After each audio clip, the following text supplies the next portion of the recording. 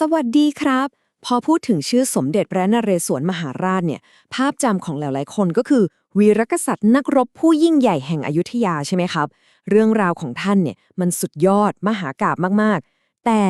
รู้ไหมคะว่าเบื้องหลังตำนานที่เราได้ยินกันบ่อยๆเนี่ยมันยังมีเรื่องราวอีกหลายด้านเลยนะที่แบบซับซ้อนแล้วก็น่าค้นหากว่าที่เราคิดเยอะเลยวันนี้ล่ะครับเราจะมาค่อยๆแกะรอยเรื่องราวเหล่านี้ไปพร้อมๆกันโอเคครับ งั้นเรามาเริ่มกันที่ภาพจำหลักๆก่อนเลย ภาพที่ทุกคนคุ้นเคยกันดี ภาพของวีรบุรุษของชาติที่ถูกจารึกไว้ในประวัติศาสตร์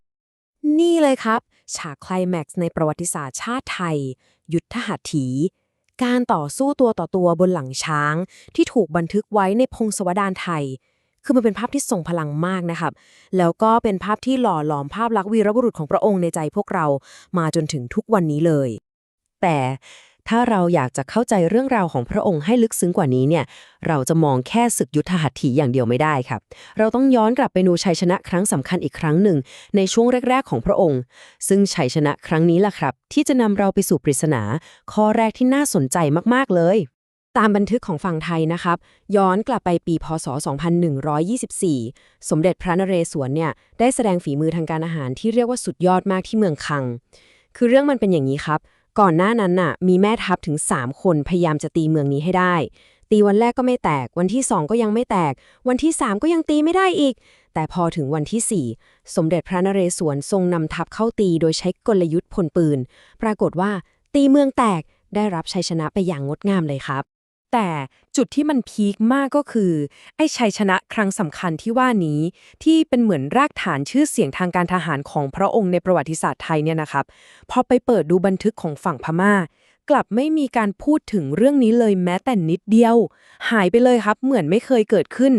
นี่แหละครับคือความขัดแย้งทางประวัติศาสตร์ที่แบบเฮ้ยมันน่าคิดมากเลยนะความไม่ตรงกันของบันทึกนี่แหละครับที่ทำให้นักประวัติศาสตร์ยังคงถกเถียงกันมาจนถึงทุกวันนี้เลยว่า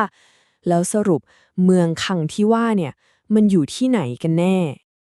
เอาละครับทีนี้เรากลับมาที่เรื่องราวของยุทธหัตถีในตำนานกันต่อเพื่อให้เห็นภาพชัดขึ้นไปอีกเพราะว่าในประเด็นนี้เนี่ยบันทึกของทั้งสองฝั่งไม่ได้แค่ต่างกันเฉยๆนะครับแต่เรียกว่าขัดแย้งกันโดยตรงเลยในตารางนี้จะเห็นความแตกต่างได้แบบชัดๆเลยนะครับฝั่งไทยเราเนี่ยพงศาวดารจะเล่าถึงการดวลตัวต่อตัวอย่างสมศักดิ์ศรีเป็นวีรกรรมการรบที่ยิ่งใหญ่มากๆแต่พอไปดูมุมมองของพม่าเขากลับบรรยายภาพสนามรบที่มันโกลาหลวุ่นวายไปหมด แล้วเขามองว่าการสิ้นพระชนของพระมหาอุปราชาน่ะเป็นอุบัติเหตุที่น่าเศร้าในสนามรบมากกว่าอาจจะโดนกระสุนลูกหลงอะไรแบบนี้ไม่ใช่การดวลกันแบบที่เราเข้าใจกันเลยโอเคเรามีเรื่องของวีรบุรุษมีเรื่องของคู่ปราบไปแล้วนะครับแต่มันยังมีเรื่องเล่ามุมที่3อีกครับซึ่งเป็นมุมที่คนส่วนใหญ่ไม่ค่อยรู้จักกันเท่าไหร่แต่กลับวาดภาพของสมเด็จพระนเรศวรในอีกบทบาทหนึ่งที่แตกต่างออกไปโดยสิ้นเชิงเลยเรื่องราวในส่วนนี้จะมีบุคคลสำคัญคนหนึ่งเข้ามาเกี่ยวข้องครับชื่อว่าเจ้าคำไก่น้อยท่านเป็นเจ้าฟ้าแห่งรัชฉานซึ่งมีความฝันอันยิ่งใหญ่ร่วมกันกับสมเด็จพระนเรศวรและเป้าหมายร่วมกันของทั้งสองพระองค์คืออะไรมันไม่ใช่แค่การปกป้องอยุธยานะครับแต่มันเป็นแผนการที่ยิ่งใหญ่กว่านั้นมากคือความพยายามที่จะสร้างสหพันธรัฐไทยที่รวมเอาชาวไทยในสยามกับรัชฉานเข้าไว้ด้วยกันให้เป็นอาณาจักรที่แข็งแกร่งและเป็นอิสระจากพม่าไทม์ไลน์นี้จะแสดงให้เห็นถึงความเป็นพันธมิตรที่ยาวนานหลายปีเลยนะครับคือเริ่มตั้งแต่ปี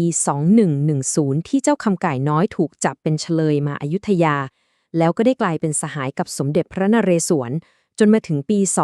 2143ทั้งสองพระองค์ก็วางแผนร่วมกันอย่างเป็นทางการเลยโดยให้เจ้าคำไก่น้อยเนี่ยไปรวบรวมหัวเมืองทางเหนือพอถึงปี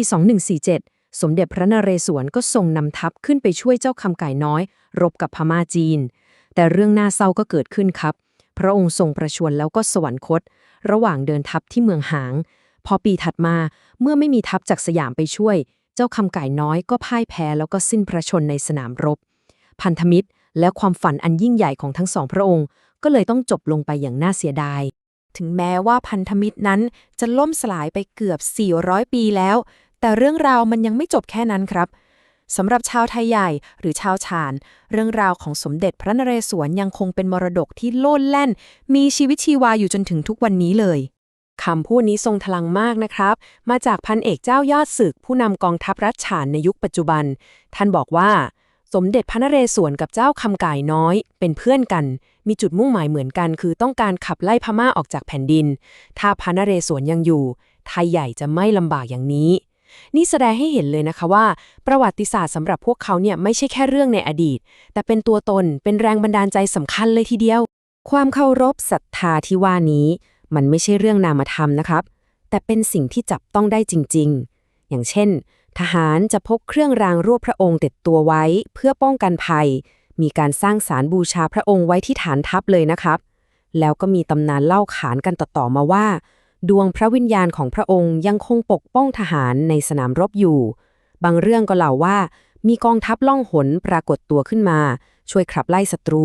หรือบางทีก็ว่าพระองค์มาเข้าฝันเพื่อเตือนภัยล่วงหน้าให้กับผู้บังคับบัญชาด้วย ดังนั้นจุดสำคัญที่สุดของเรื่องนี้ก็คือ บุคคลในประวัติศาสตร์คนเดียวกันเนี่ยสามารถมีความหมายที่แตกต่างกันอย่างสิ้นเชิงได้สำหรับคนต่างกลุ่ม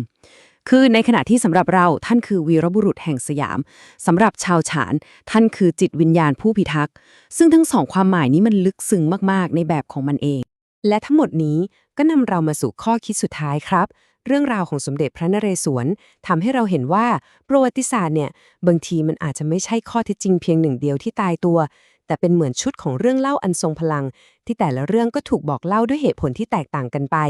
แล้วเรื่องเล่าเหล่านั้นแหละครับที่ยังคงส่งผลและหล่อหลอมปัจจุบันของเราอยู่เสมอ และสำหรับทุกคนแหละครับคิดว่าประวัติศาสตร์คืออะไร คือข้อเท็จจริง หรือคือความทรงจำที่เราเลือกจะเล่าขานกันแน่